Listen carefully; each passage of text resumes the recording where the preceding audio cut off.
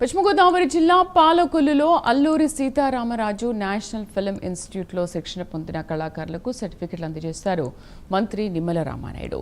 పాలకొల్లులోని Lions community హాల్లో నిర్వహించిన పాడుతా హాయిగా సినీ పాటల పోటీల బహుమతి ప్రధానోత్సవంలో మాజీ ఎంపీ కనుమూరి బాపిరాజు, సినీ దర్శకుడు కురసాల కళ్యాణకృష్ణ, సినీ నటి దివ్యవాణితో కలిసి విజేతలకు బహుమతులు, ప్రశంసాపత్రాలు అందించారు. పాలకొల్లు సినీ రంగానికి ఎంతో మంది ప్రతిభావంతులను అందించిన గడ్డ అని తెలిపారు మంత్రి.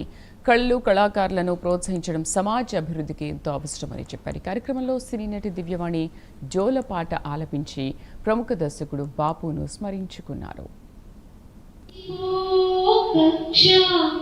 శ్రీకముల నిద్దురకు శ్రీరామ రక్ష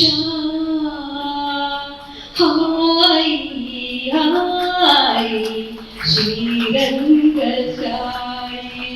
పెళ్లి పుస్తకంలో నాకు ఇష్టమైన పాట అండి. వన్ డేలో బాపు గారు దానిని ఆయనే నటన అంతా రాయప్రసాద్ గారితో కంపోజింగ్ చేసేసారు. ఇది ఎందుకు నాకు ఇంత బాగా వచ్చిందంటే, మా బాబు ఎప్పుడు నిద్రపోకపోయినా ఈ పాట పాడి నిద్రపోచ్చేదాన్ని. సో ఇలా రాగాలు అవి ఉంటే మీ అంత అనుభవం లేదు, మన్నించుకొని మా సింగర్స్ అందరికీ కూడా అమ్మ మరి మా వీళ్ళు ఇచ్చే మాటలన్నీ కూడా మీకు ఏంటంటే Boost Horlicks the secret of my energy కాకుండా వీళ్ళ మాటలని ప్రతి రోజు మనసులో పెట్టుకొని పట్టు వదలని భట్టి విక్రమార్కుల్లాగా, ఎలాంటి పట్టు వదలని భట్టి విక్రమార్కులాగా ప్రయత్నం చేస్తూనే ఉండండి. ఒక్కరోజు వీళ్ళు ఒక దాసనారాయణ లేస్తాడు, ఇంకొక సావిత్రి లేస్తుంది, ఇంకొక మన బన్నీ వాసు గారు లేస్తారు, ప్రొడ్యూసర్స్ అందరూ తప్పకుండా వస్తారు. మీరు విశ్వాసాన్ని కోల్పోకుండా.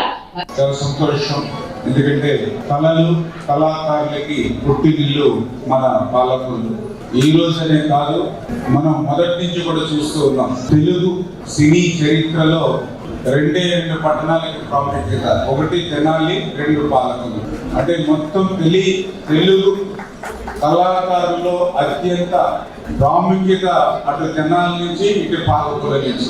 అందులో కూడా పర్టికులర్గా మన పాలకొల్లులో మనందరం కూడా చూసాం. ఒక దాసరి నారాయణరావు గారు, ఒక కోడి రామకృష్ణ గారు, ఒక అల్లు రామలయ్య గారు, ఒక రేలంగి నరసింహరావు గారు, ఇట్లా ఎంతో మంది, అది రవిరాజ పినిశెట్టి గారు, అదేవిధంగా మొన్న మన అనంత శ్రీరాము గారు కానీ, ఇట్లా చెప్పుకోవాలంటే ఆ రోజు నుంచి ఈ రోజు వరకు కూడా మన రాజా బొన్నెరెడ్డి గారు కానీ, ఇట్లా చెప్పుకుంటూ పోతే ఎంతో చాలా పెద్ద లిస్టు మన పాలకొల్లు నుంచి.